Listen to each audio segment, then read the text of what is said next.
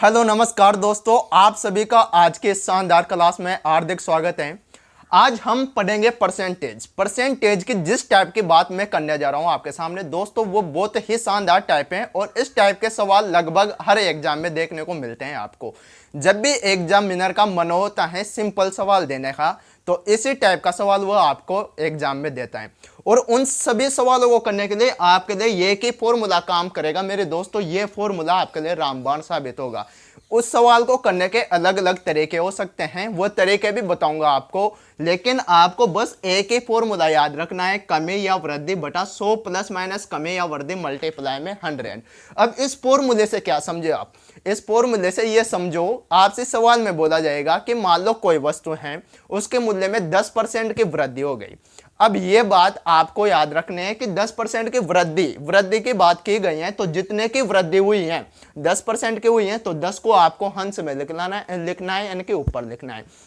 और जितने की अगर वृद्धि की बोला जाए तो आपको 100 में प्लस करना है, और कमी की बोला जाए दोस्तों तो आपको माइनस कर देना है 100 में से, और गुणा में क्या लगाना है 100। ठीक है, और आपका आंसर निकल के आ जाएगा। अब इस सवालों के माध्यम से समझाऊंगा, आपको सब कुछ समझ में आएगा मेरे दोस्तों। ठीक है, तो बढ़ते हैं सवालों की तरफ, आप बने रहे क्लास के एंड तक। ठीक है, तो दोस्तों सवाल नंबर फर्स्ट देखिए आपकी स्क्रीन पे आ चुका है। बहुत शानदार सवाल है दोस्तों। प्रॉब्लम क्या है कि जो ये सवाल हैं परसेंटेज के इस टाइप के सवाल है, वो सभी सवालों की लैंग्वेज आपको एक जैसे ही लगेगी और जिससे आप कंफ्यूज होगे। लेकिन आपको कंफ्यूज बिल्कुल नहीं होना है। आपको बस एक ही फॉर्मूला याद रखना है जो मैंने अभी बताया आपको, और उस फॉर्मूले को याद रखने की भी आवश्यकता नहीं है आपको। तो आप जैसे ही सवाल की शक्ल देखोगे तो आपको पता चल जाएगा कि इस सवाल में करना क्या है आपको। ठीक है, देखिए दो दोस्त हैं रोहित और पंकज। यदि रोहित की ऊंचाई पंकज की ऊंचाई से 60% अधिक है, अब अधिक की बात की गई है यानी कि वृद्धि की बात करी गई है आपसे। ठीक है, वृद्धि मान सकते हो उसको, मैंने फॉर्मूला बताया।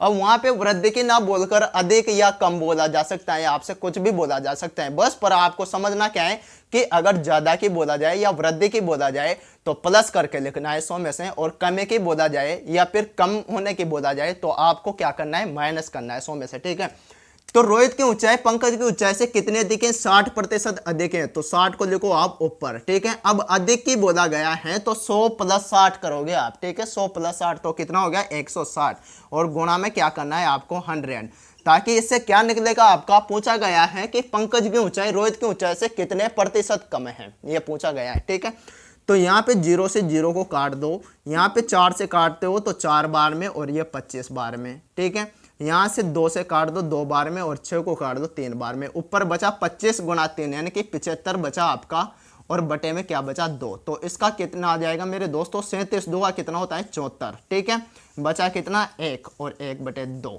और ये आ गया परसेंटेज में आपका आंसर।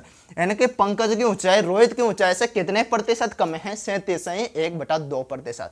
अभी कुछ और सवाल हैं आपके लिए, आपको बिल्कुल ये टाइप समझ में आ जाएगी मेरे दोस्तों। छोटे एग्जाम होते हैं, विशेषकर रेलवे ग्रुप डी हुआ, एसएससी का जो सीजीएल लेवल का एग्जाम है उसमें भी ऐसा सवाल पूछा जा चुका है मेरे दोस्तों। ठीक है, तो दोस्तों अगला सवाल देखिए, यह भी बड़ा ही इंटरेस्टिंग सवाल है। दो फ्रेंड हैं, दो सहेलियां हैं, और दोनों के नामों से ही प्रतीत हो रहा है कि दोनों एक गांव के रहने वाले हैं। एक का नाम ममता है, एक का नाम सुनीता है, और ऐसे नाम तो गांव में ही होते हैं, दोनों गांव के रहने वाले हैं। लेकिन क्या हुआ, किस्मत वाली लड़कियां हैं मेरे दोस्तों। एक तो 3rd ग्रेड टीचर है और एक वरिष्ठ अध्यापक है। ठीक है, एक 2nd ग्रेड है। एक ने तो रेट का पेपर देकर 3rd ग्रेड किया है, और दूसरी ने 2nd ग्रेड देकर वरिष्ठ अध्यापक का पद पाया है मेरे दोस्तों। ठीक है, अब 3rd ग्रेड वाली जो है उसका वेतन तो कम ही होगा, नॉर्मल सी बात है। ठीक है, तो जो ये ममता है, ममता तो 2nd ग्रेड की है और सुनीता 3rd ग्रेड की है। तो यदि ममता का वेतन सुनीता के वेतन से 25% अधिक है, भाई 2nd ग्रेड की जो टीचर है उसका तो वेतन अधिक ही होगा, और कितना अधिक है 25% अधिक हो, तो सुनीता का वेतन ममता के वेतन से कितने प्रतिशत कम है, यह पूछा गया है आपसे। ठीक है, तो कितना प्रतिशत अधिक है? 25% अधिक है, तो लिखो आप 25। अधिक है तो 100 प्लस 25 करोगे यानी कि 125, गुणे में क्या लगाना है 100, और आ गया आपका आंसर। 25 से काटो 5 बार में, 5 से काटो 100 को 20 बार में, और ये 20% आपका आंसर आ गया। यानी कि ममता के वेतन से सुनीता का वेतन कितना ज्यादा है? 20% ज्यादा है, सॉरी कम है। कितना कम है? 20% कम है।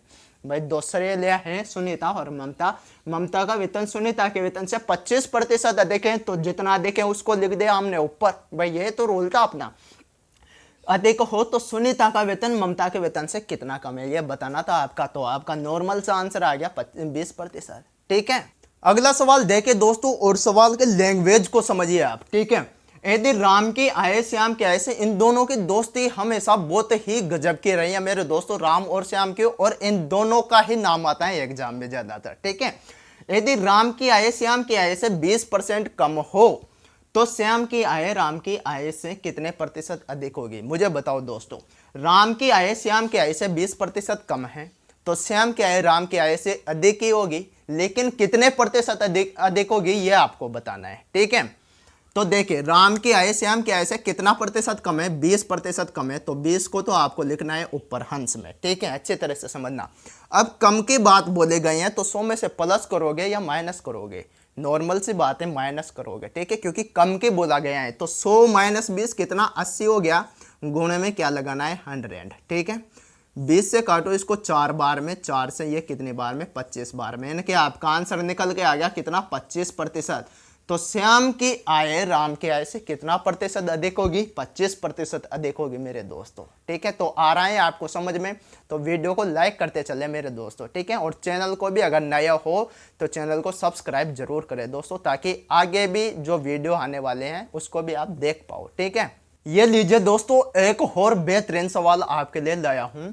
किसी वस्तु पर 10% कर, जो टैक्स था, कर का मतलब टैक्स, यानी कि किसी वस्तु पर 10% कर कम कर देने पर कुल राजस्व अपरिवर्तित रहता है। कोई वस्तु है उस पर 10% कर कम कर दिया, यानी कि टैक्स कम कर दिया 10%, फिर भी जो कुल राजस्व है वह अपरिवर्तित रहता है। तो मैं बताऊं आपको दोस्तों, जब कर कम कर दिया फिर भी राजस्व की जो प्राप्ति हैं वह अपरिवर्तित हैं, तो नॉर्मल सी बात है कि वस्तु के उपभोग में वृद्धि हुई होगी, वस्तु की बिक्री ज्यादा हुई होगी, तभी तो कोई परिवर्तन नहीं हुआ मेरे दोस्तों, राजस्व अपरिवर्तित है।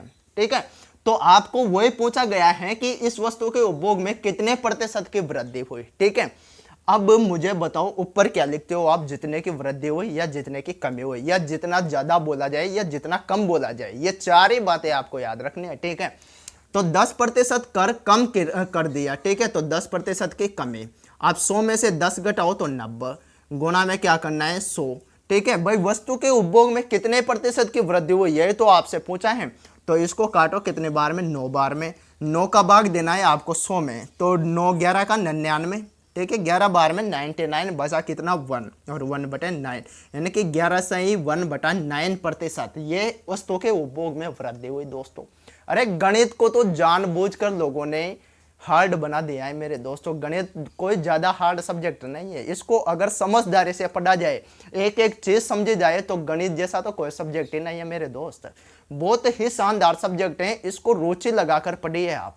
ये प्रैक्टिस मांगते हैं गणित, और ज्यादा कुछ नहीं। आप जितना ज्यादा प्रैक्टिस करोगे ये आपके लिए उतना ही आसान होती जाएगी मेरे दोस्तों। ठीक है, तो आपको प्रैक्टिस करनी है। देखिए कितनी आसानी से आप सवालों का आंसर ला रहे हो, मात्र सेकंडों में ऐसे सवालों को उड़ा दोगे आप। ठीक है, अभी तो और देखते जाओ मेरे दोस्तों, बहुत अच्छे अच्छे सवाल आने वाले हैं। ठीक है, ये वाला सवाल देखिए दोस्तों, थोड़ा हट कर है सवाल, लेकिन इसको भी आप सेकंडों में सोल्व कर पाओगे। देखना, कोई आदमी था, प्रकाश या लड़का था।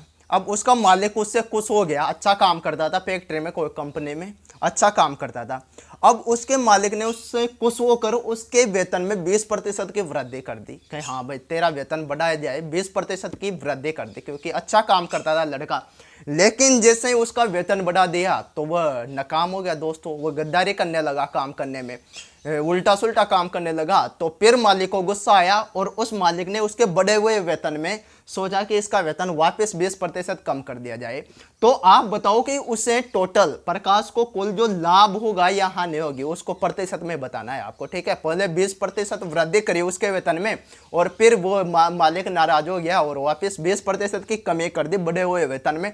तो उसको टोटल कितने प्रतिशत का लाभ या कितने प्रतिशत की हानि होगी?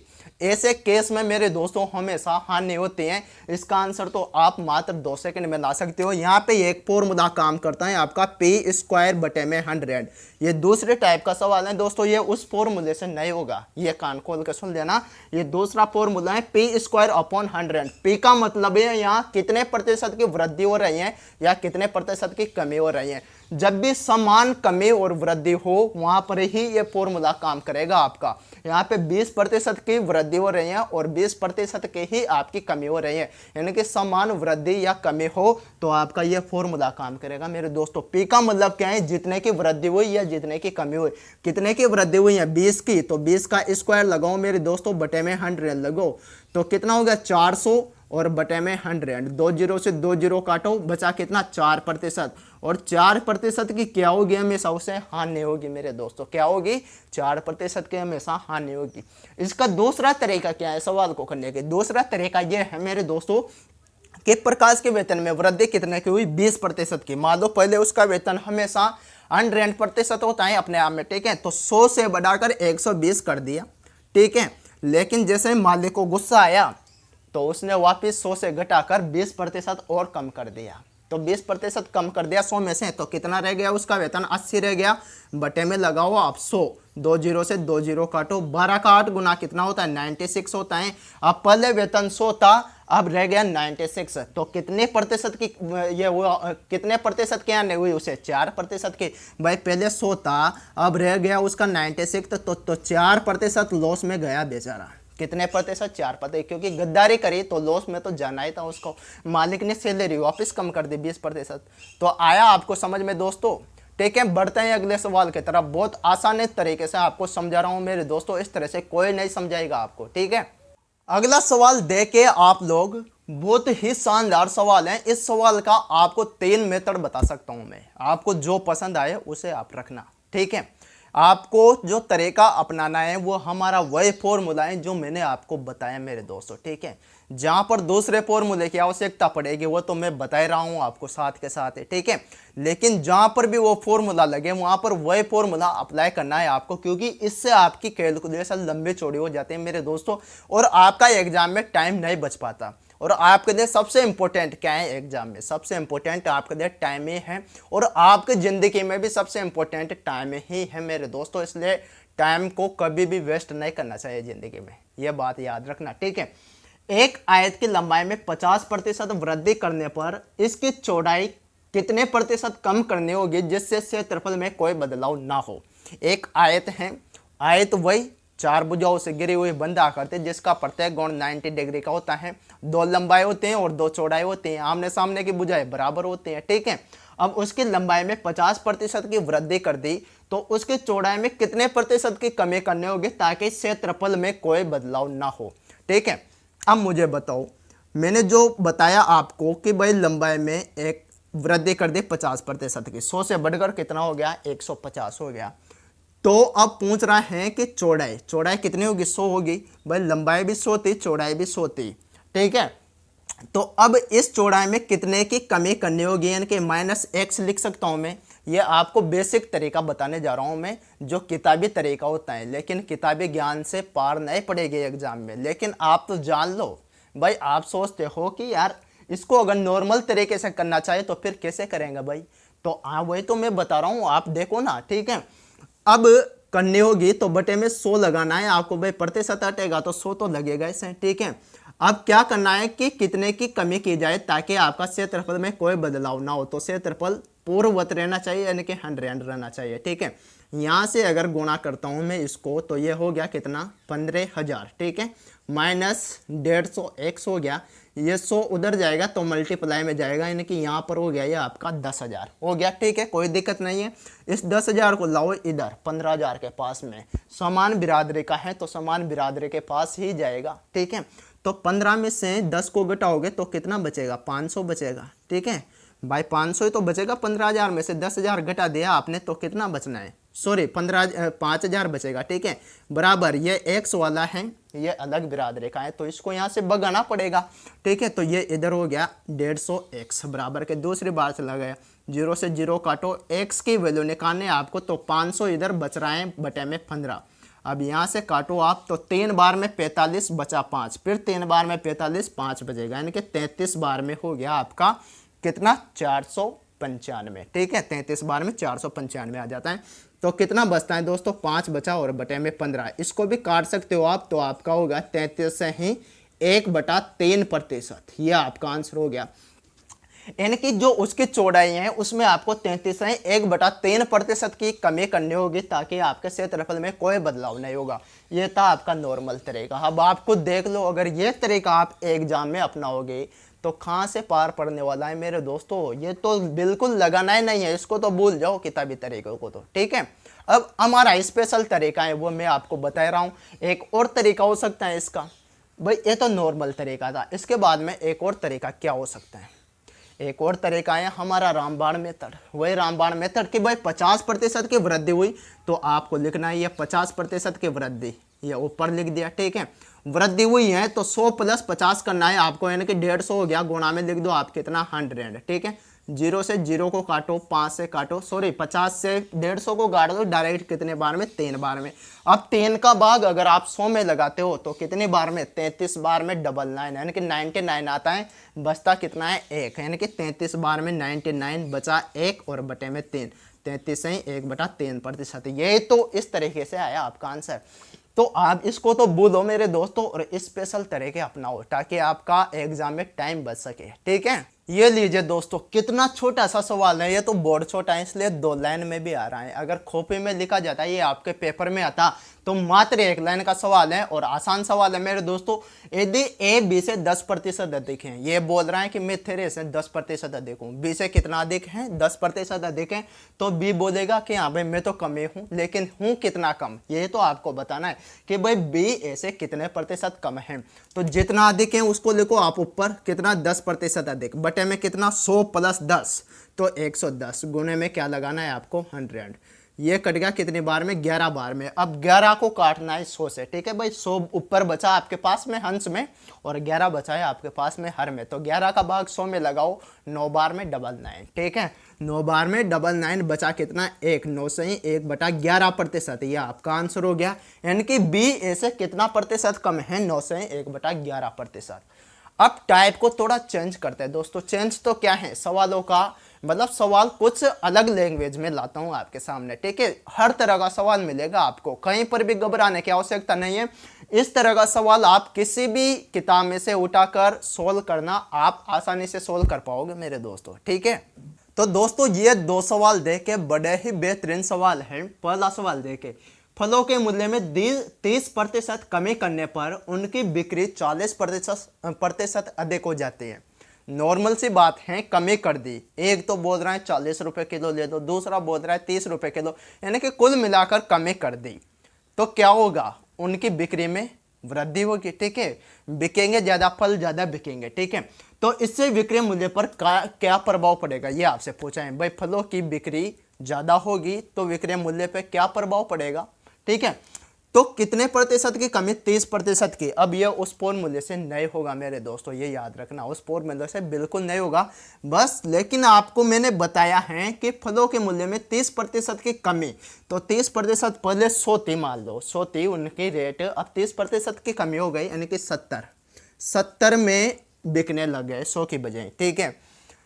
और उनकी बिक्री में 40% की वृद्धि, तो 40% की वृद्धि यानी कि 140, बटे में क्या लगाना है आपको 100, ठीक है।